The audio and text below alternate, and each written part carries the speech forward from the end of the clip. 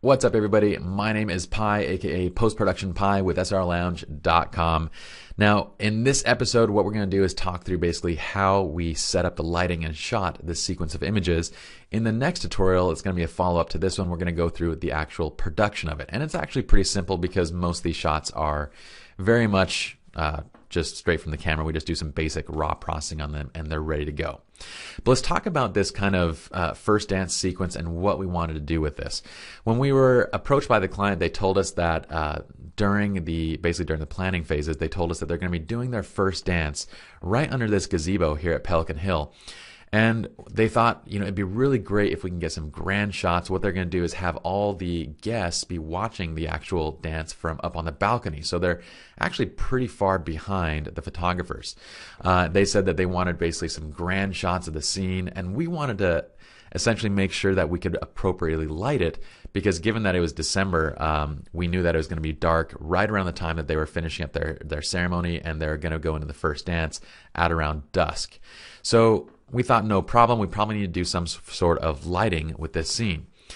Now, while they were basically waiting for the DJ to get the music ready and get all the guests out, I was setting up lighting.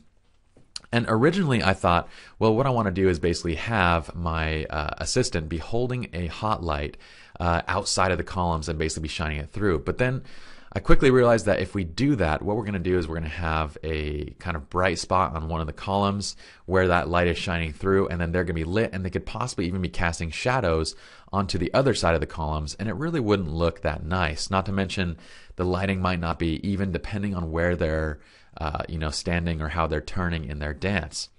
So trying to kind of think on my feet and figure out what could we possibly do. And the other thing with having them hold a hot light is that my associate would have to be very, very close. And so shots like this would basically not be possible because we'd have him literally standing right here.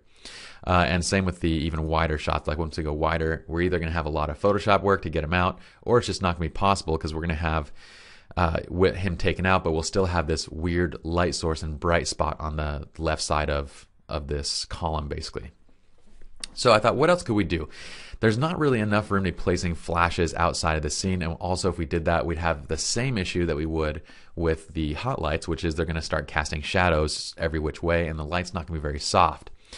So I thought, instead of doing that, let me try and see if I can hide a flash on a really thin light stand basically right behind this left side column.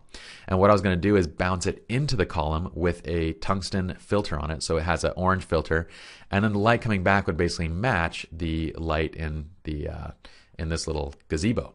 And it worked flawlessly. And let me see if I can find an image of where it shows that flash so you guys can actually see where it is. So here it is right there, and we have this bouncing right into the wall and coming back. And I tested it once with a tungsten, tested it once without, and because this column is actually somewhat yellow itself, the light that came off it was yellow enough. It matched well enough, and I think I actually took off the gel. This is all while the DJ and while the coordinator is basically pulling out the guests and getting them onto the balcony to actually watch the first dance.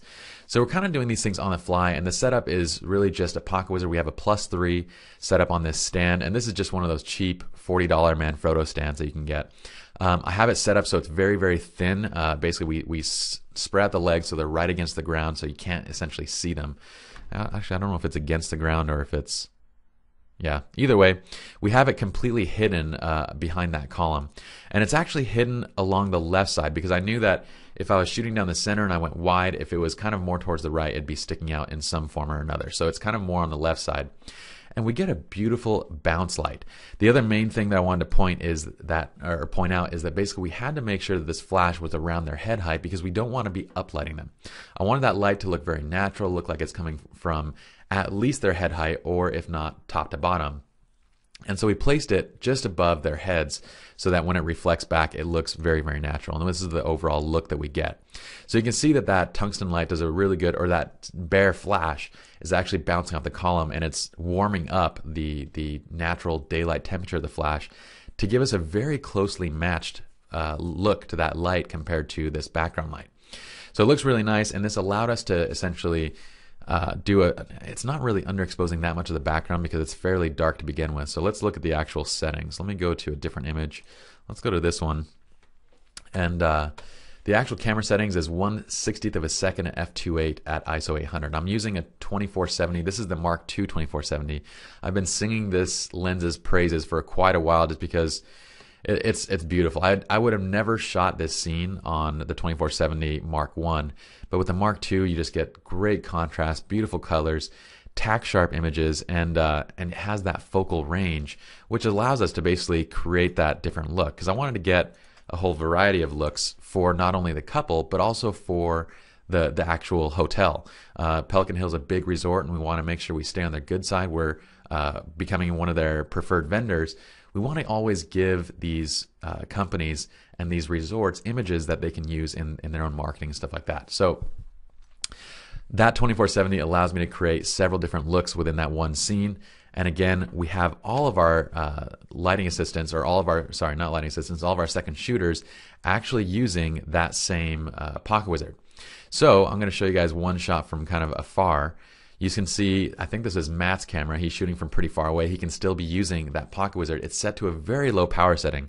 I think we're at like either 1/8 or 1/16 power on the flash, and it's just giving a nice kiss of light in each of these shots.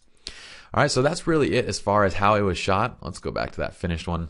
The only other thing worth noting is that I kept the shutter speed fairly low, 1/60th of a second, just so I could keep my ISO lower as well, because I wanted as much color and dynamic range as possible, and bumping it up to ISO 1600 would have reduced that dynamic range quite a bit, as well as introduced a lot more noise. Even though we're on 5D3, it still would have been a completely usable image, but I know that if I could have kept it lower, it is just going to turn out to be that much better of an image, especially once we go through and process it. So because I'm shooting at a fairly slow shutter speed, number one, we're using this flash, and this flash is kind of helping to freeze them. But number two, I'm also really steadying up as I'm holding the camera, making sure that I'm holding it properly and shooting quite a few shots to make sure that we don't have any movement and any blur within any of the shots. So I have quite a few images from the scene just to ensure that we have enough sharp ones. All right, so that's it as far as how we lit and shot this scene. Hopefully you guys enjoyed this tutorial, and we'll see you guys in the next one where we're going to go through and process this image.